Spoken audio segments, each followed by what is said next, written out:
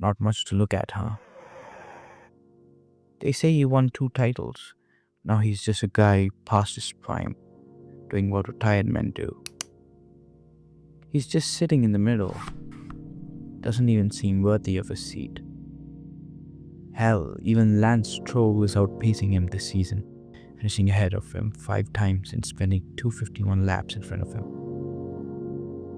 Too old for racing, and kinda cockier than he should be for just a 2-timer, right? He should retire before it turns into a real embarrassment.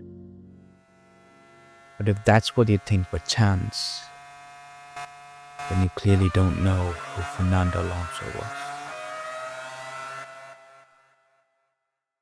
In 2001, Minardi was desperate for a new driver, and that's when a young Spaniard walked in.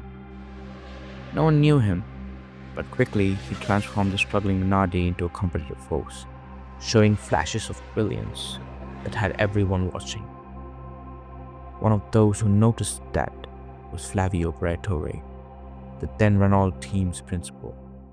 Realizing Alonso's potential, Briatore did what any smart strategist would do. He brought him into Renault with one mission: take down Michael Schumacher, the very man he had introduced to the world during their time at Benetton. Schumacher was in the midst of his most dominant era with Ferrari. He won, and won, and won some more. He won, and won, and won some more. It seemed like his winning would never end. Year after year, the World Championships just kept coming. People thought it was impossible to dethrone a driver who had completely dominated Formula One. Until they saw Fernando Alonso. Alonso comes down to the Traguardo. He comes across the start-finish line. He might have done it, Michael Schumacher. Alonso crosses the start-finish line now. There he is. No, he hasn't. Alonso rejoins in the lead. Schumacher is second. Alonso didn't just compete with Schumacher. He took him down. Michael goes to the inside, tries to block the line in 130 Oh, my word! and Alonso having none of it. Straight around the outside, Michael had to go defensive, and Alonso just steamed on the racing line. Total bravery, total confidence. And just like that, he started to dance. In 2005 and 2006, Alonso dethroned the Invincible, becoming the youngest double world champion at that time, breaking the seemingly unbreakable streak.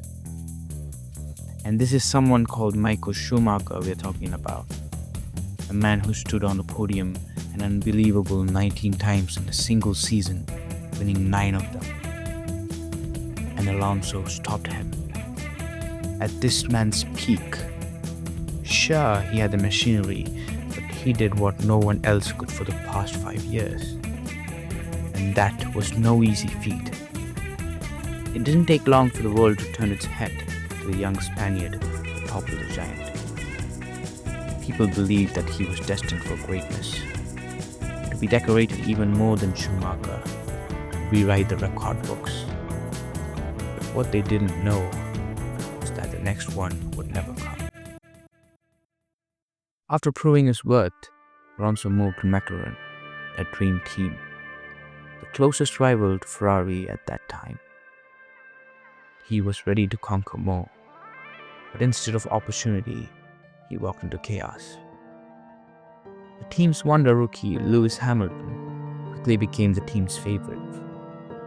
The internal rivalry spiraled out of control, and Alonso, despite his talent, lost the championship by just a single point to Ferrari's Kimi Raikkonen, finishing tied with Hamilton but classified third.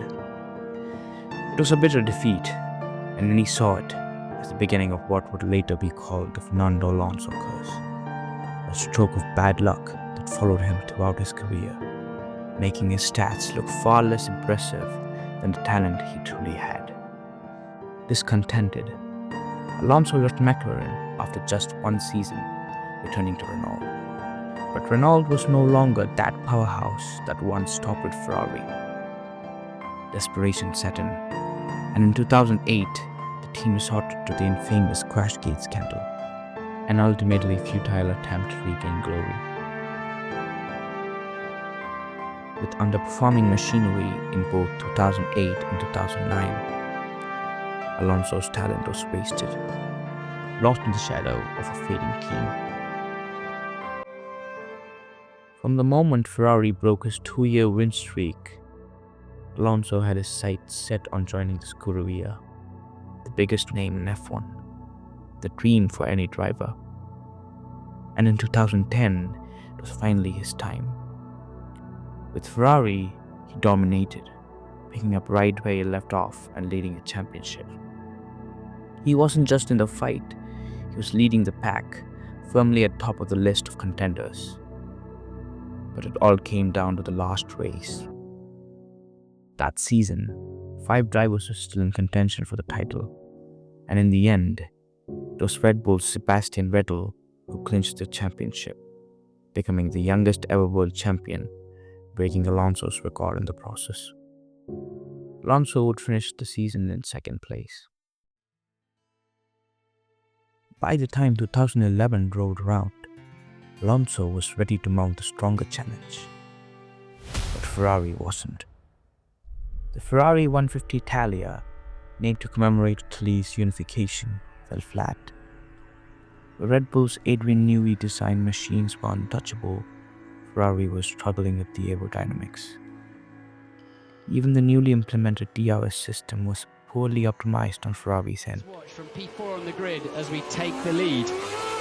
Plenty of space on the right-hand side. Everybody knows that. You're allowed to do that at the start. But look at that. The wall's coming towards him and he keeps his foot absolutely planted. Alonso still wrestled the car to its limits, securing a lone victory at Silverstone. But it wasn't enough. Fourth in the championship standings that year was bitter, even though it was proved that Alonso was a driver who has the ability to drive anything given. Then came 2012 to cement that. A season Alonso would remember for his brilliance, and the heartbreak that followed. The Ferrari F2012 was by all accounts dog shit when it first hit the track. Its radical pull rod front suspension, a throwback to design not seen in decades, was meant to innovate, but instead introduced handling issues that made the car almost undrivable. Fernando Alonso was never an ordinary driver. He took this, labeled as a midfield runner at the best, and turned it into a championship contender. He won in Malaysia, in Valencia, and in Germany, delivering performances that bordered on superhuman.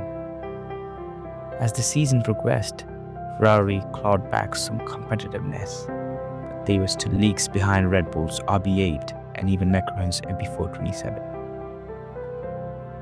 And despite all odds against him, Alonso entered the final race in Brazil just 3 points behind Vettel.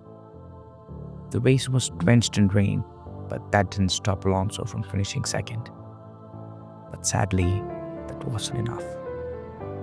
Vettel's 6th place finish handed the German his 3rd consecutive title. Alonso missed out by just 3 points. 3 points. It was the 2nd time in 3 years that Alonso had come so close, only to be denied. The season of the F2012 was a testament to Alonso's ability to perform miracles. But miracles can only carry a driver so far when machines fail them.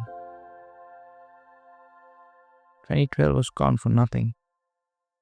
And so did 2013.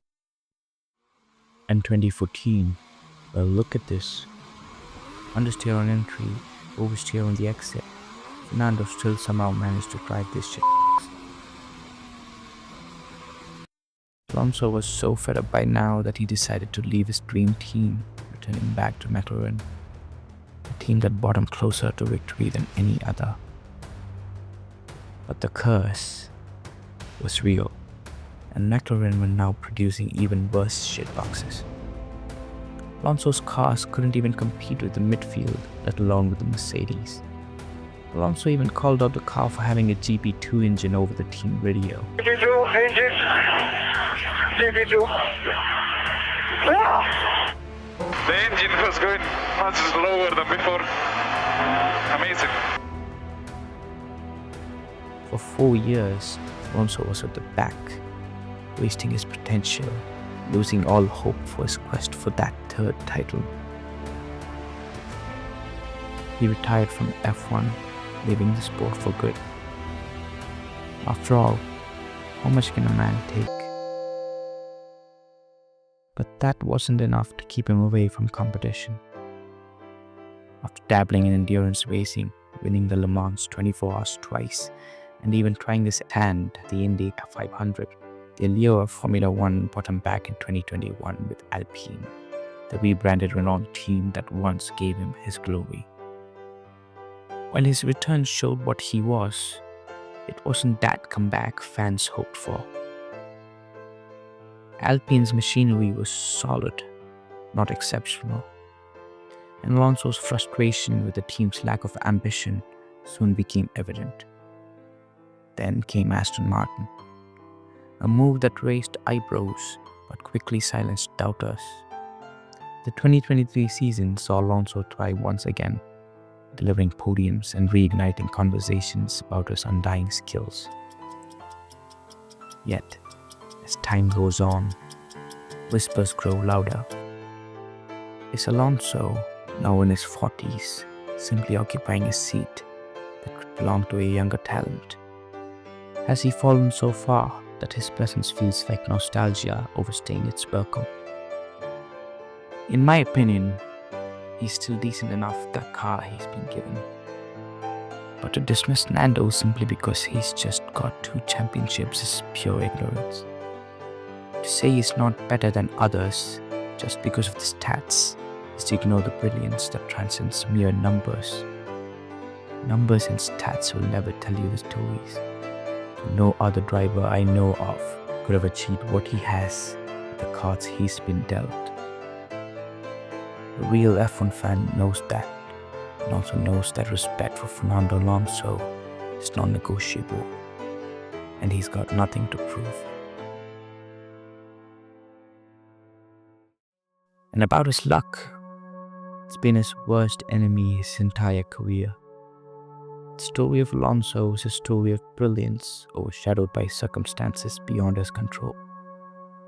And if you think Fernando Alonso's story was unlucky, let me tell you about the time when another driver, Lewis Hamilton, saw the title slip away in 2021, a true play of luck in the end.